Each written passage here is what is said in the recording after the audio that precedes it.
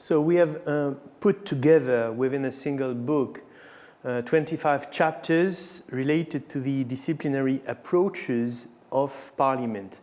All kinds of social science approaches, from law, history, political science, but also anthropology or economy. We did it as a reaction, I guess, against the tendency of social sciences today to be only focused on their teeny topic without considering what is done within other disciplines and even sometimes within other subdisciplines. And Parliament, it was possible to do it, to have this very large approach. First, because there is the same object to look at, parliaments, and also because there are shared references. People like Kenneth Arrow, Jan Elster, Jürgen Habermas, that have been read by historians, but also legal scholars, for instance.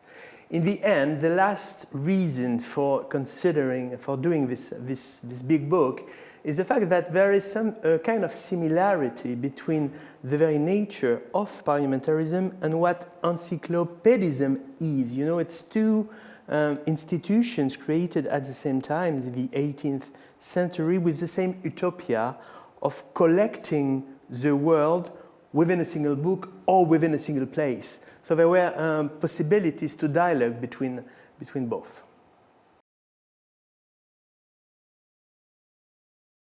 Well, the first and most obvious reason is that we simply wanted to allow enough space to the various disciplines covered in the book, and this to show their richness and their diversity, of course.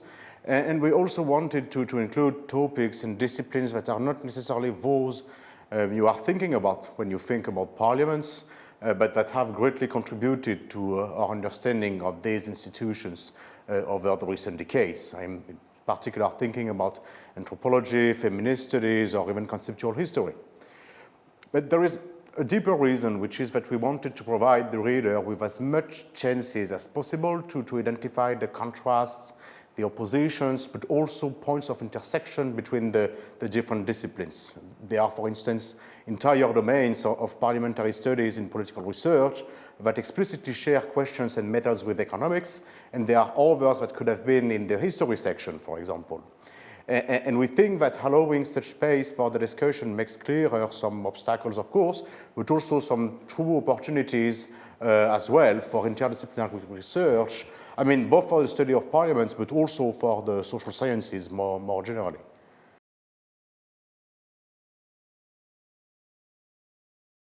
Well, as Olivier just said, parliamentary studies are incredibly diverse, and clearly the idea was to mirror this diversity. This was a priority, and there are arguably few objects in the social sciences that have attracted so much attention as parliaments, and we clearly see this as a strength. And as editors, we did our best to ensure that the book illustrates this diversity in a very pluralistic manner. And there is also a pedagogical motive in this project, because over the recent years, and as Olivier said, we have observed the growing division and specialization of academic knowledge on parliaments, often accompanied with the sophistication of research techniques from a subdiscipline to another. And we are not necessarily seeing this broad trend as necessarily bad, but we think that in this context, we think that it is more important than ever to have forums where findings are introduced, discussed, and more importantly, where future research avenues are identified. And this is what this handbook modestly tries to do.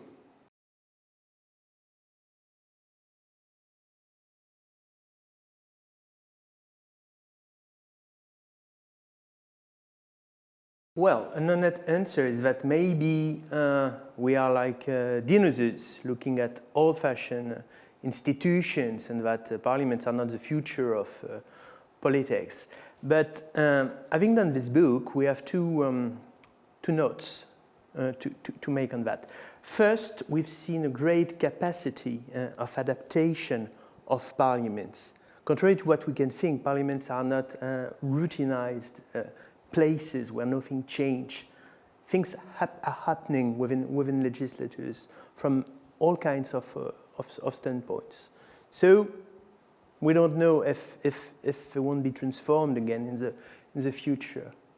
The second remark is more general, is the fact that, well, what is a parliament? It's a place where people sit, where they disagree, and when they talk, where they talk before making decision. And there is something within that which is very deep, that says something about humankind, and that's why it's possible to study it from an anthropological but also economic or political science perspective. So our view is that it's not easy to get rid of legislatures, and in a way the fact that the Capitol Hill has been attacked by Trump supporters is an illustration of that.